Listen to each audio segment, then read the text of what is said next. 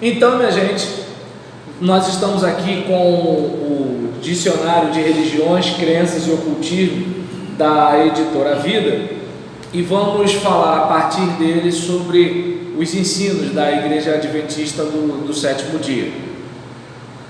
Bem, de acordo com o dicionário, professam crer no Antigo e Novo Testamento, contudo as Escrituras devem ser interpretadas segundo as visões, sonhos e revelações de Ellen White. Afirmam que a Bíblia é a luz maior e os escritos da senhora White a luz menor, sendo que Deus enviou a luz menor a fim de guiar o povo à luz maior, né? Então, deixa eu ver até aqui se na nota de rodapé a gente tem uma informação aqui. Deixa eu ver aqui. Peraí. Deixa eu ver 3. É do livro. Deixa eu ver o que a Bíblia ensina. Estudos bíblicos. Biblicamente está tudo. Lição. Mas ele ensinou isso. 14. Lição 14. Que é adoção. Bíblia. Lição 14. O cara quer ler, garrafa, ele estranha. Deixa eu ver aqui.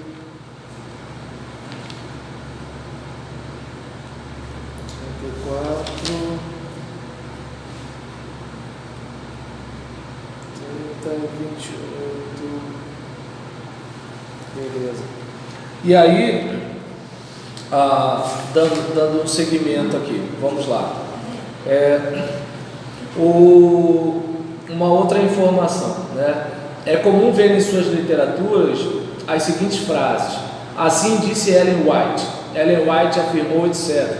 Isso se dá porque acreditam que ela possui o espírito de profecia. Ela foi eleita por Deus, falava as palavras de Deus e recebia suas revelações por meio de sonhos e visões, tal como aconteceu com os escritos bíblicos. Seus escritos são tão inspirados quanto os livros da Bíblia, de acordo com aquela referência que eu passei para vocês. Suas principais obras foram O Grande Conflito, O Desejado de Todas as Nações, Patriarcas e Profetas, O Caminho a Cristo, etc. Algumas destas obras lhe valeram a acusação de plágio, segundo estudos realizados por ex-adventistas. Bem, em relação à questão, né, das doutrinas sobre Deus, adota o conceito bíblico sobre a doutrina da Trindade.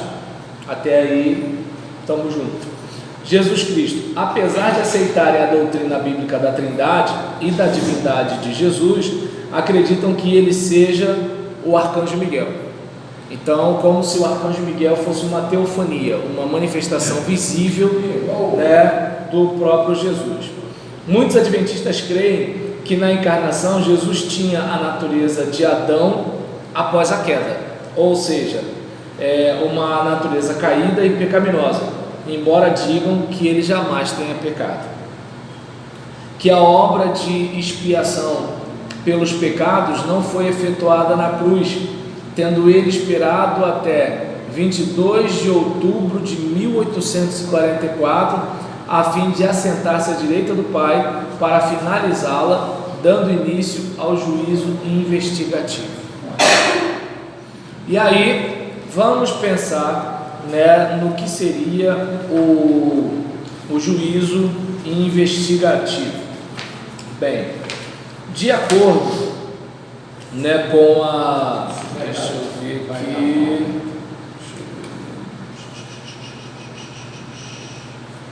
De acordo com essa doutrina, o julgamento que Jesus estaria efetuando no segundo compartimento do santuário celestial, desde sua ascensão ao céu em 1844, que consiste em investigar a vida das pessoas para saber se estão ou não guardando os 10 mandamentos. Então esse é o juízo investigativo, né? Então, desde 1844, Jesus está investigando, né, se os cristãos estão guardando ou não os 10 mandamentos. Então a salvação, a situação do pessoal segundo essa doutrina não está ainda definida. Bom, com isso sim, de vista Ou seja, isso é muito mais sério do que a guarda do sábado. A guarda do sábado é fichinha. Não, posso dizer, eu dei uma folga domingo de tarde, a gente vai igreja e estava matando o tempo vendo isso aí. A gente dá 6 horas.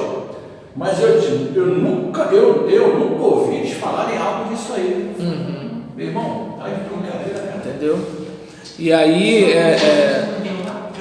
Não, isso é adventista. Né? Então, por exemplo, é importante, né? É importante a gente ter essa ideia, né? É importante a gente ter essa ideia para verificar, né, que assim muitas vezes a gente não para pensar em algumas doutrinas, né, que elas estão, como é que eu posso dizer, que elas estão constituindo um grupo religioso, e às vezes a gente não sabe, porque a gente só lida com as questões superficiais do grupo. Como eu falei para o senhor agora, entendeu? Escola bíblica. Entendeu? E aí, nesse caso, por exemplo, a gente tem a ideia aqui de salvação. Afirmam crer na justificação pela fé, como nós, né? Contudo, ela se torna ineficaz se não vier acompanhada da guarda dos 10 mandamentos, sobretudo o quarto, o do sábado. Isso está ligado às doutrinas do santuário celestial, né, e do juiz investigativo. Então, o que acontece? Nós somos salvos, né, nós somos justificados pela fé. Nós cremos e somos declarados justos. Entretanto, a pergunta que se faz mas guarda o sábado? Não. Se não guarda o sábado, então você não está, né, salvo, apesar da crença na justificação pela fé. Né? Então é importante, né, a gente estar atento a coisas desse tipo também, né? Porque o que acontece? Tem o juízo investigativo, né? Como nós vimos, o juízo investigativo, que a gente reparou que ele acontece quando? O juízo investigativo, ele acontece no segundo compartimento do santuário celestial, desde 1844, em que a vida das pessoas estão sendo investigadas para saber se elas estão ou não guardando os 10 mandamentos. A base do julgamento é essa: estão guardando os 10 mandamentos? E aí você vê, não, peraí, mas a gente não é justificado pela fé? Sim, somos justificados pela fé, só que essa justificação pela fé, ela é ineficaz se essa justificação não vier acompanhada da guarda dos 10 mandamentos, inclusive o sábado. Por isso, o juiz investigativo para fazer esse levantamento, né, no segundo compartimento do santuário celestial, que de acordo com o dicionário, o santuário celestial, deixa eu ver aqui, o santuário celestial, deixa eu ver, seria santuário. Então Jesus errou, então, quando escolheu o sal. Bem, aí eu já não sei. O santuário celestial ensina que, né, por exemplo, a igreja ensina, né, que do mesmo modo como havia um santuário terrestre construído no reinado de Salomão, há no céu um santuário nos mesmos moldes que o terrestre. Assim, esse santuário celestial também tem 2 compartimentos: o santo e o santíssimo, onde se encontra o próprio Deus e a arca da aliança que contém os 10 mandamentos. Jesus, ao ascender ao céu, teria entrado no santo, né? Sua entrada no Santo dos Santos foi em 22 de outubro de 1844. Lembra que Miller, ele de tanto vai ser tal ano, vai ser tal ano, vai ser tal ano, não acontece, ele desiste. Mas aí o grupo liderado por Ellen White entendem que ele estava certo. Ele só tinha compreendido que o santuário estava na terra e o santuário está no céu, né? Jesus entrou no Santo dos Santos do céu em 1844. Isso é aí humana, né? Não, é a revelação que eles tiveram. Foi de acordo com a doutrina deles, foi Deus que deu essa revelação para eles. Entendeu? Não é uma produção que nem vocês fazem um TCC, uma monografia. Não é uma produção assim. É uma revelação, é uma coisa que foi dada de Deus para eles, segundo a compreensão deles. Entendeu? E aí, diante disso, vamos continuar, né, a respeito. E eu não sei se dá para entender. A ideia aqui não é nem incentivar, seja você ou qualquer outra pessoa, a deixar de assistir o programa. A questão é que, assim, quando termos como santuário celestial, juiz investigativo, coisas assim surgir, você já sabe o que está sendo tratado. Entendeu? Porque juiz investigativo, se você não conhece a doutrina do juiz investigativo, passou batido. Entendeu? E aí vamos seguir, porque existem coisas que o grupo religioso vai estar falando que não ferem nada, a gente pode ouvir. Eu entendo que a gente tem que ser maduro para dialogar, só que é o seguinte, isso aqui não confere com o que eu aprendi sobre salvação pela graça. Pastor, eu perguntei para o meu pastor, isso assim, aceita? Ele aceita. Aqui pode ser, pastor, não pode ser, eu escuto na televisão, não tem como, é aceita. Aí eu falei assim, rapaz, ele está dizendo que eu estou dizendo que não era. Tá vendo? Olha só. Ou seja, entende? Mas não esquenta não, você pode chegar domingo na sua igreja e botar a orelha assim e falar assim, puxa aí, pastor. Puxa aí, pastor. E fala assim, pastor, não foi o seminário que me ensinou nada não, eu que achava, entendeu?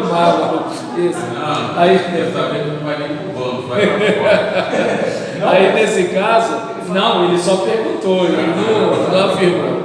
Aí, em relação à questão da salvação, vou só fechar o bloco da salvação, tá, Rogério? Em relação a essa questão, né, da salvação, né, que se, né, não a justificação pela fé não vier acompanhada da guarda dos 10 mandamentos, sobretudo o 4º mandamento, que é o do sábado, né, se isso não passar pela peneira, né, do juiz investigativo no santuário celestial, né, que em suma dizem o seguinte: Jesus, quando subiu ao céu, entrou no santo lugar, né, no lugar santo, o segundo compartimento do santuário, onde estaria intercedendo pelos pecados do povo. Esses pecados manchavam o santuário celestial. Em 1844 ele entrou no segundo compartimento, o Santo dos Santos, onde está o Pai, e começou a purificar o santuário e julgar seu povo, os adventistas, né? Então, nesse julgamento, Jesus verifica quem está guardando ou não os mandamentos. Quando ele voltar, haverá o julgamento retributivo. Agora é o investigativo, mas virá o retributivo. Ele abrirá o livro da vida e o livro memorial. O livro memorial que contém cada ato praticado pelos adventistas. Quem guardou os mandamentos será salvo. Quem falhou em guardar terá o seu nome extraído do livro da vida e será destruído. Os demais, por não serem adventistas, não têm o seu nome no livro da vida. Logo a destruição será o seu prêmio, junto com os adventistas e infiéis. Vamos lá, o que você ia falar, Rogério? Os adventistas, eles só são considerados uma seita do sábado? Não, Olha, o que acontece é o seguinte, o que acontece, mas você pode acompanhar Coberlan Julião, palavra simples, tá legal? Aproveita, clica no sininho, dê uma curtida, tá legal? Ou de repente bota um joinha para baixo, não tem problema, né? Aqueles nossos comentários sobre catolicismo, teve um rapaz lá que postou um monte de coisa, né? E aí eu até acho legal, né? Porque assim, sinal que a pessoa está interagindo e tudo, não tem crise com isso. Sobre o Testemunho de Jeová, teve um outro que postou vários links, né? Mostrando estudos, pesquisas, enquanto, por exemplo, o do catolicismo estava questionando a visão protestante. O dos Testemunhos de Jeová estava questionando a doutrina dos Testemunhos de Jeová. Mas para mim tudo faz. Se você curte, se você dá joinha para baixo, você está interagindo, para mim é bom, né? Se você faz comentário me elogiando ou criticando, para mim é bom também, porque isso faz com que o YouTube veja o seguinte: opa, o negócio lá tá bom, entendeu? Pode não tá bom para mim, mas tá bom pro canal, né?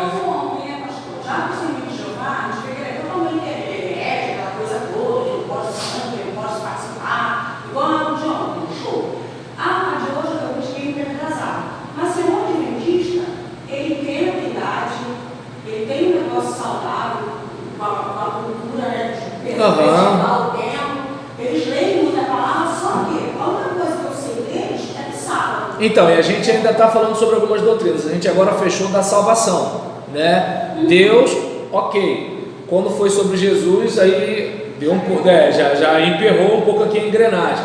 Salvação emperrou também um pouquinho. A gente agora vai para vida após a morte, tá ok? Tem que parar com esse negócio de tá ok, né? Eu não sou Bolsonaro. Tá ok, tá ok, tá ok. Então vamos lá. Vida após a morte. Os mortos vão para a sepultura, onde dormirão, aguardando a ressurreição. É o sono da alma. Estão inconscientes. Assim, tanto os justos do Antigo Testamento quanto os do Novo não foram para o céu. Os injustos não estão num local de sofrimento eterno, pois o inferno significa apenas sepultura. Os justos ressuscitarão quando Jesus voltar, e os injustos ressuscitarão no fim do milênio para serem destruídos. Então, enquanto para testemunhas de Jeová o morto está inexistente, para os adventistas o morto está inconsciente. Entende? Então, num caso você não existe, no outro você dorme. Seguindo, os 10 mandamentos devem ser rigorosamente observados a fim de tornar o homem merecedor da salvação. Eu não sei se o merecedor da salvação é coisa dos adventistas ou é do autor do dicionário, né? Vamos ser justos.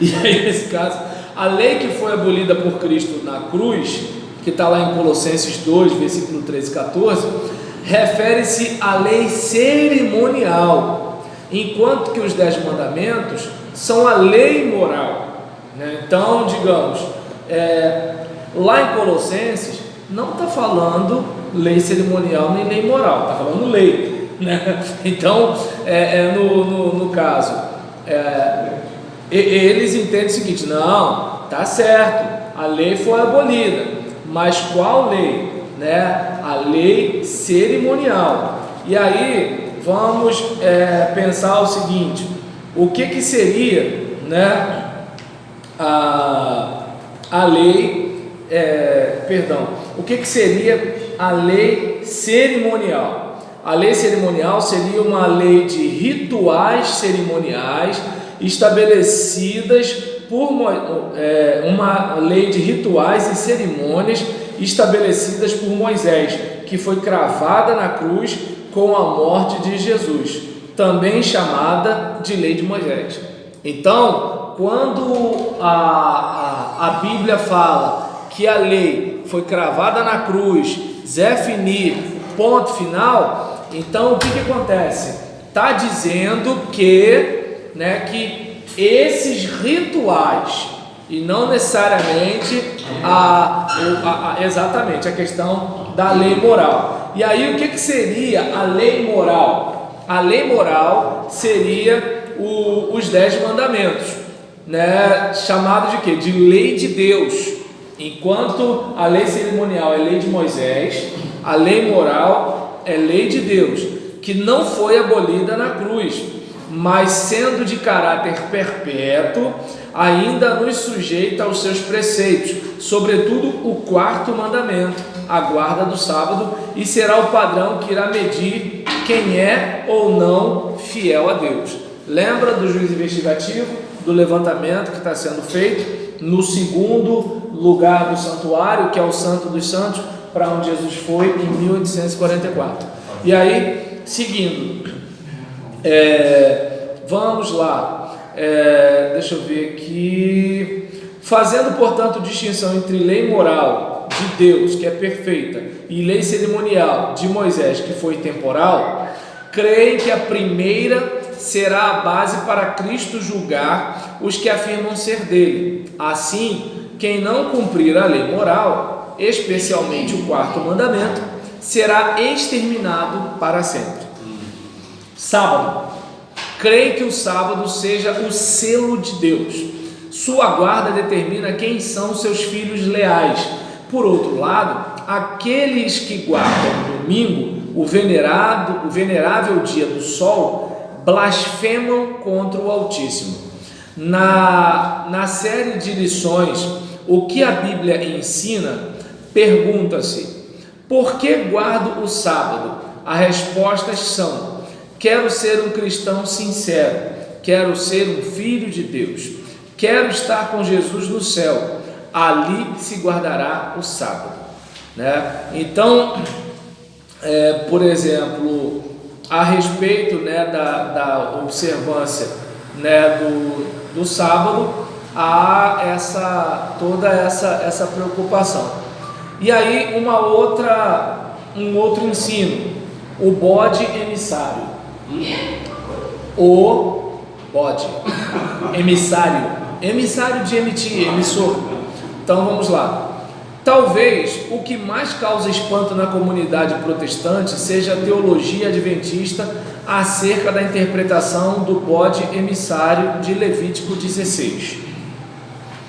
Tomando como pano de fundo o dia da expiação, relatado no livro de Levítico, em que o sumo sacerdote apanhava 2 bodes, sendo um sacrificado e o outro, sendo um sacrificado e sobre o outro confessado os pecados do povo, enviando-o depois ao deserto, onde morreria, ensina os adventistas que o primeiro bode é Jesus, que foi sacrificado pelos pecados, o bode expiatório.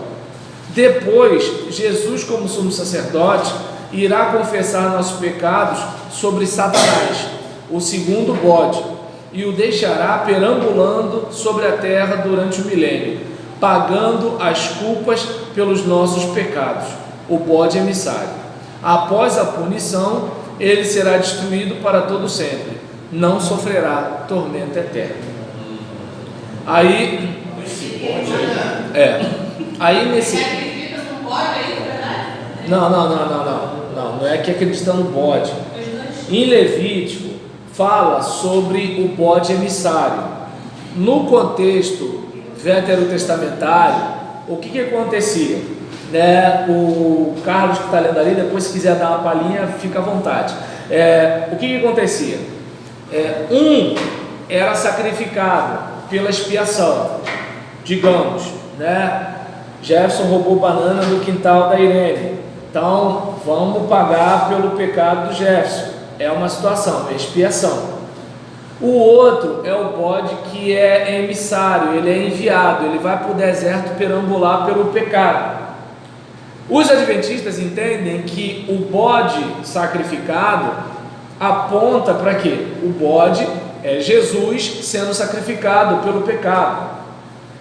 O bode emissário já é Satanás, que está levando o pecado para o deserto.